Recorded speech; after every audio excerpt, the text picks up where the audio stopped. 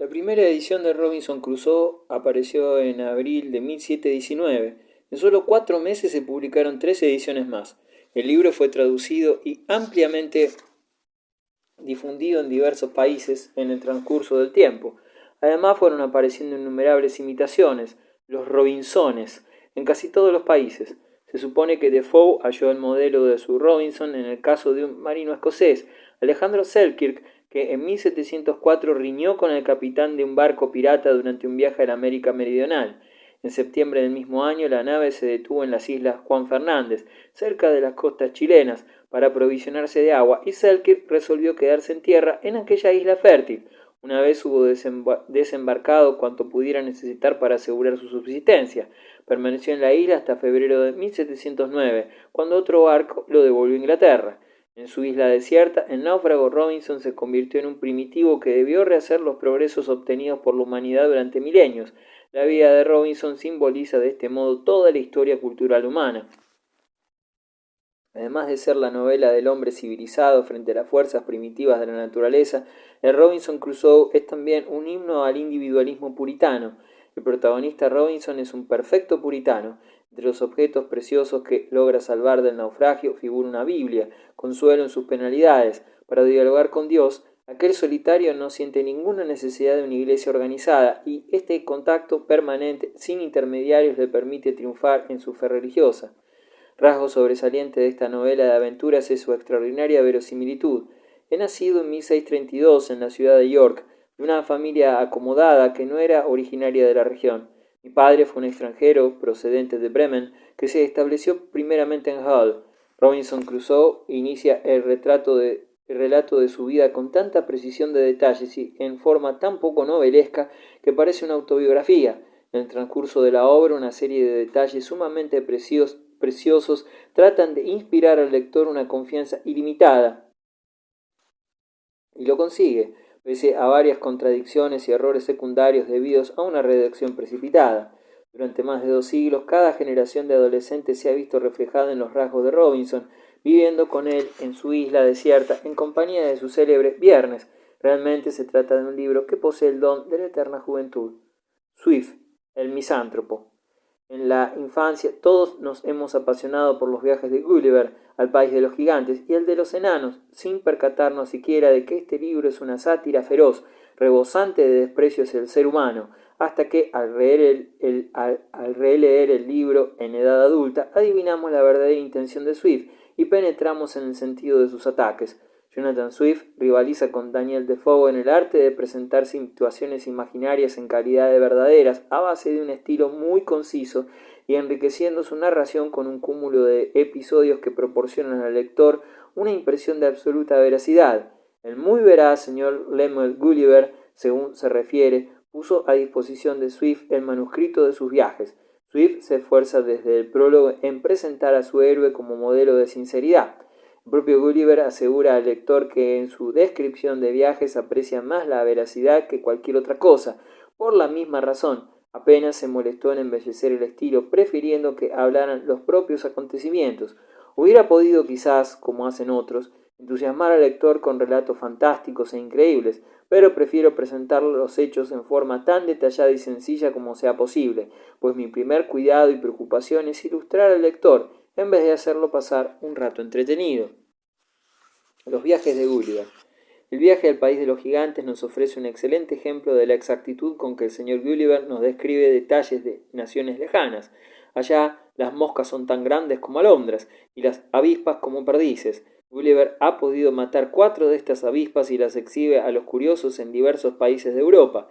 He conservado uno de sus aguijones, dice, y he ofrecido al colegio de Grisham los otros 3, que miden 1,5 pulgadas y son puntiagudos como agujas.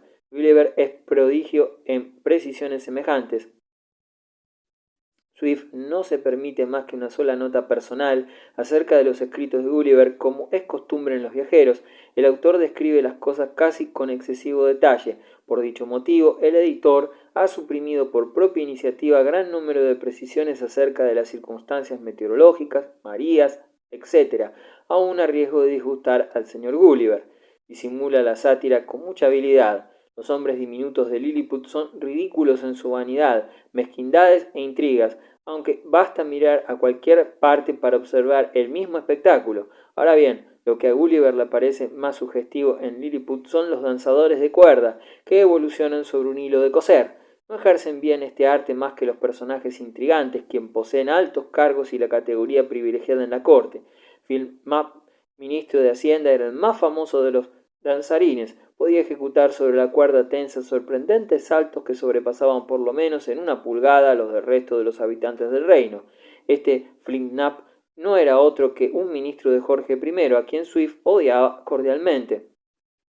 En el país de los gigantes, Gulliver tiene ocasión de entrevistarse con el rey y de fulminar en su informe otros ataques a los políticos.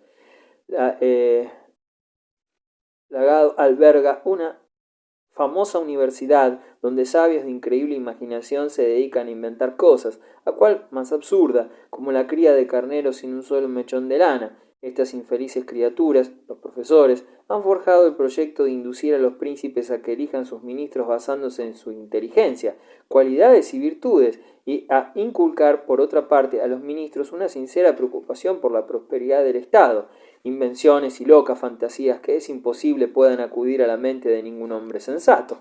Por último, Gulliver llega al país de los caballos.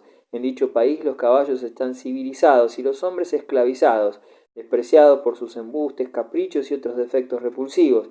Gulliver describe las costumbres europeas a su anfitrión, que es un percherón gris, sumamente rico y distinguido, y el caballo demuestra estupefacción al oírle. ¿Es posible que los europeos puedan atacar sin escrúpulo un pueblo vecino, empobrecido por el hambre y la peste, o desgarrado por discordias intestinas? Y Gulliver replica: allí se considera justo declarar la guerra a un aliado si alguna de sus ciudades o plazas fuertes ocupa una situación favorable, o si posee algún territorio que puede redondear sus fronteras ventajosamente. El honrado Percherón deduce que las instituciones sociales y las leyes de los hombres tienen sin duda su origen en fallos de su inteligencia, y por consiguiente de su virtud, porque sólo la razón es capaz de guiar a un hombre prudente.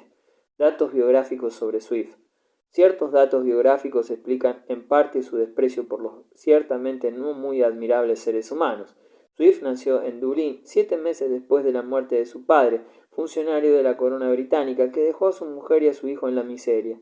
Un tío rico decidió entonces ocuparse de Jonathan, a quien dijo de él más tarde: me ha dado la educación de un perro, afirmación que parece un tanto exagerada si se tiene en cuenta que su tío le proporcionó estudios en la Universidad de Dublín. ¿Acaso el bienhechor insistió demasiado en demostrar a Jonathan cuánto dinero le costaba su obra de caridad?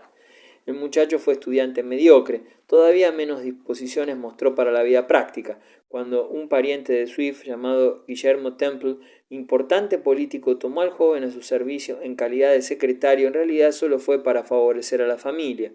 Hasta los 28 años, Swift recibió alojamiento y sustento en casa de este generoso y distinguido pariente. Luego ingresó en el sacerdocio y obtuvo una pequeña parroquia en Irlanda, con rentas que solo le permitían vivir parcamente. De modo que Swift conoció la pobreza y adquirió una reputación poco envidiable de avaricia, pero nadie sabía que cedía regularmente la tercera parte de sus rentas a los pobres y guardaba otro tercio para un fondo destinado, después de su muerte, a una institución benéfica. Jonathan Swift dominó la vida literaria inglesa durante la primera mitad del siglo XVIII. Fue el más original y extraordinario escritor de su época. Cuando aquel pobre pastor alcanzó fama de gran escritor, varios importantes personajes trataron de cultivar su amistad, pero Swift no era persona a quien gustara complacer a los grandes señores. Trataba a los estadistas con tal altivez que parecía hacerles un favor al permitir que lo visitaran. Cuanto más elevada era su categoría, más cortesía exigía Swift de ellos. Si permitimos a estos distinguidos señores que se tomen excesivas libertades, pronto no conservaremos ante ellos influencia alguna. Aquel simple pastor podía tratar entonces a los grandes del reino con arrogancia, pues su extraordinario talento literario le había proporcionado enorme influjo en la opinión popular, muy sensible a su sarcástico sentido del humor. En lo sucesivo, Swift orientó sus ambiciones hacia la política, pero los simples sacerdotes no podían ser elegidos diputados. Por esta razón, Swift trató de obtener a cualquier precio, aunque en vano, una sede episcopal, dignidad que le daría acceso a la Cámara de los Lores. De carácter demasiado independiente para abrirse paso en sociedad, incapaz de dominarse, se granjeó innumerables enemigos entre los más influyentes personajes del país. Las sátiras de Swift fueron tan poco respetuosas con la iglesia oficial que la reina Ana, siempre afecto a sus estatutos, lo consideraba un autor demasiado impío y blasfemo para llegar a ser obispo algún día. Aquel gran inconformista quedó al fin profundamente abatido no solo por sus fracasos políticos, sino también por un amor desgraciado, cuya historia ha permanecido oculta en el misterio para la posteridad. De todos modos, nos han quedado algunas reflexiones suyas al respecto. Ignoramos qué es lo que hacen los bienaventurados en el cielo, pero sabemos muy bien lo que no hacen. En el cielo nadie se enamora y nadie contrae matrimonio. En 1727 los viajes de Gulliver aparecen impresos. El poeta Alejandro Pope escribió a su amigo Swift: toda la ciudad, hombres, mujeres y niños, personas de toda condición social, no hablan más que de este libro. Pero el autor, que había padecido vértigos y desequilibrios nerviosos durante su juventud, no cesó de empeorar al correr de los años, y su sordera fue progresando. No es más que una sombra, el fantasma del doctor Swift, escribía entonces. No obstante, pasaron aún 14 años antes de que perdiera por completo la razón. Después transcurrieron todavía más de 3 años en que se debatió entre la vida y la muerte, sumido en una apatía cada vez más honda. Tal fue el remate de aquella existencia que el propio Swift, en una carta dirigida a Pope, calificara de tragedia ridícula, el peor de todos los géneros literarios. El gran escritor murió exclamando: «Estoy loco». Legaba a su muerte una importante suma destinada a la fundación de un establecimiento para enfermos mentales. Aquel terrible misántropo había sido amigo y bienhechor del género humano. Pope, el Boileau inglés. Algunos han considerado a Alejandro Pope como el mejor versificador que ha tenido la literatura inglesa, pero tan halagadora reputación se limita al estricto terreno de la estética y de la estilística, por ser Pope demasiado frío y cerebral para ser un poeta inspirado. A los 16 años de edad escribió poesías pastoriles a imitación de Virgilio, editadas 5 años más tarde. Estas obras obtuvieron éxito inmediato por la perfección de su forma y su gracia poética, excepcionales en un poeta tan joven. Sus pastores emplean un lenguaje rebuscado en lo externo, hablan de amor y de poesía en el transcurso de toda la jornada y parecen pensar en todo excepto en sus ovejas. De salud precaria, padecía intensos dolores de cabeza y se encontraba afectado de una desviación de la columna vertebral. A veces se hallaba tan débil que no podía abandonar el lecho sin ayuda de alguien, ni mantenerse en pie sin ir encorsetado. Su existencia entera fue una prolongada lucha contra el dolor, y sus afligidos padres cuidaron con tanto mimo a su hijo enfermo que lo convirtieron en un ser egoísta, despótico, susceptible hasta el paroxismo y capaz de cometer cualquier villanía para vengarse de lo que consideraba una afrenta. En cambio, Alejandro demostró absoluta fidelidad a sus amigos, entre ellos Swift y otros grandes escritores de la época. Pope fue asimismo un excelente hijo, siempre dispuesto a pasar la mayor parte del tiempo al cuidado de su madre, también postrada a causa de sus achaques. Por muy sensible que fuera las críticas, Pope no hubiera sido un auténtico inglés de no poseer un agudo sentido del humor que grimía incluso contra sí mismo, a guisa de desahogo espiritual. Soy un animalito muy activo, provisto de largos brazos y piernas que se parecen mucho a una araña. A distancia, sin embargo, me confunden con frecuencia con un molino de viento. Lo propio que Boileau, su gran modelo, Pope llegó a convertirse en un crítico temible, que inspiró saludable temor a los malos escritores de su época. Su epopeya burlesca de Dunciad, en inglés Dance significa asno u hombre de pocos alcances, es el mejor ejemplo de ello. Pasa revista en esta obra todos los malos autores del siglo, compitiendo en una especie de Juegos Olímpicos en que cada cual debe llevar a cabo algunas áreas relacionadas con sus actividades habituales. Los malos escritores rivalizan en un concurso de natación dentro del fango, y los comentaristas apuestan sobre quién aburrirá mejor a su público. Pope resumió sus ideas acerca de la misión del crítico literario en su célebre ensayo sobre la crítica, tratado didáctico en versos comparable al arte poético de Boileau, y en el que trata de seguir el modelo del francés. Se basa en el concepto de que el poeta, lo mismo que el crítico, debe seguir la naturaleza.